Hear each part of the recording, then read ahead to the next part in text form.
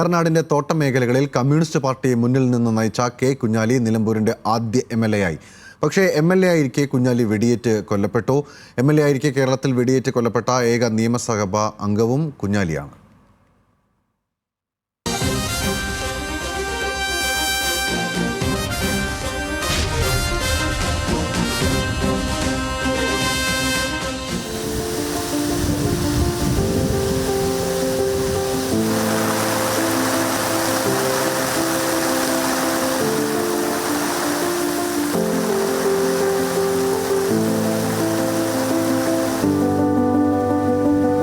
കാളികാവ് ജുമാ മസ്ജിദിന്റെ ഖബറിസ്ഥാനിലെ വഴിയോരം ചേർന്ന് അല്പം ഉയർന്നു നിൽക്കുന്ന മീസാൻ കല്ലിൽ ഇങ്ങനെ രേഖപ്പെടുത്തിയിരിക്കുന്നു: സഖാവ് കുഞ്ഞാലി, ജനനം 1924, 1969 ജൂലൈ 28 വെടിയേറ്റ് മരിച്ചു.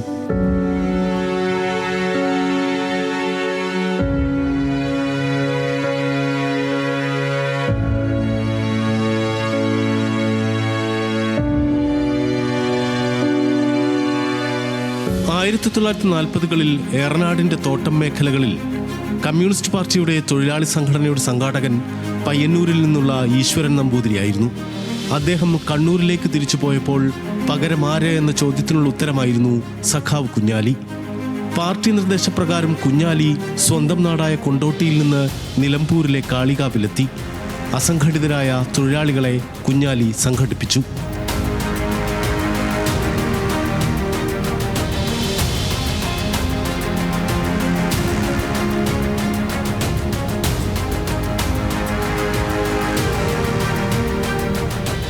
വൻകിട ഭൂവുടമകളിൽ നിന്ന് തരിശുഭൂമി കൃഷിക്കാർക്ക് വിട്ടുനൽകാനുള്ള സമരങ്ങൾക്ക് കുഞ്ഞാലി നേതൃത്വം നൽകി.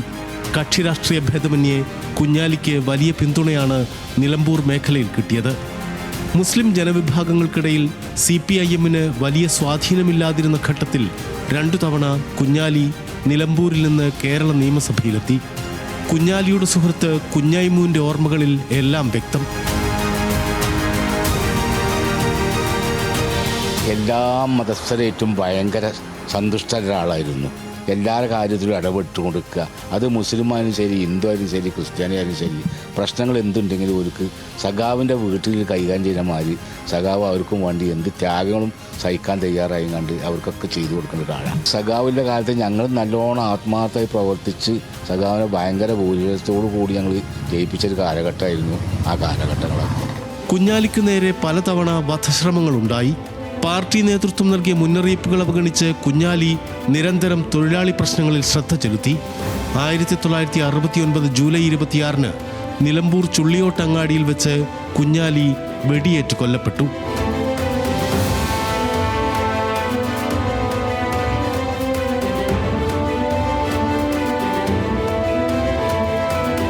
കുഞ്ഞാലി വധക്കേസിൽ അന്ന് പ്രതിസ്ഥാനത്തുണ്ടായിരുന്ന കോൺഗ്രസ് നേതാവും പിന്നീട് നിലമ്പൂരിലെ MLA-യും മന്ത്രിയുമായ ആര്യാടൻ മുഹമ്മദ് കുറ്റവിമുക്തനാക്കപ്പെട്ടു. 1980-ൽ ആന്റണി കോൺഗ്രസിന്റെ ഭാഗമായി ആര്യാടൻ ഇടതുപക്ഷ പിന്തുണയോടെ നിലമ്പൂരിൽ നിന്ന് ജയിച്ചു. EK നായനാർ മന്ത്രിസഭയിൽ മന്ത്രിയായി. കുഞ്ഞാലിക്കു ശേഷം നിലമ്പൂരിൽ നിന്ന് പാർട്ടി ചിഹ്നത്തിൽ ഒരാളെപ്പോലും വിജയിപ്പിച്ചെടുക്കാൻ CPIM-ന് കഴിഞ്ഞിട്ടില്ല. പാർട്ടി പ്രവർത്തകന്മാർക്ക് വളരെയധികം ബുദ്ധിമുട്ടുള്ള സമയമായിരുന്നു അത്, ആ കാലഘട്ടം. കാരണം സഖാവ് ആര്യാടനാണുള്ള 1-ാം പ്രതി. സഖാവ് പറഞ്ഞതാണുള്ളത്. മരണസമയത്ത് മൊഴി കൊടുത്തുകൊണ്ട് സഖാവ് അതാണ്.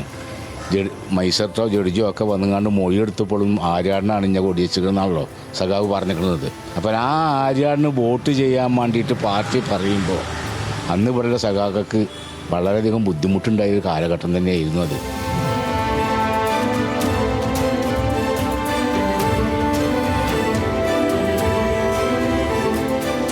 കേരള രാഷ്ട്രീയത്തിൽ രക്തം കൊണ്ടും ത്യാഗം കൊണ്ടും ചരിത്രമെഴുതിയ മണ്ഡലമാണ് നിലമ്പൂർ.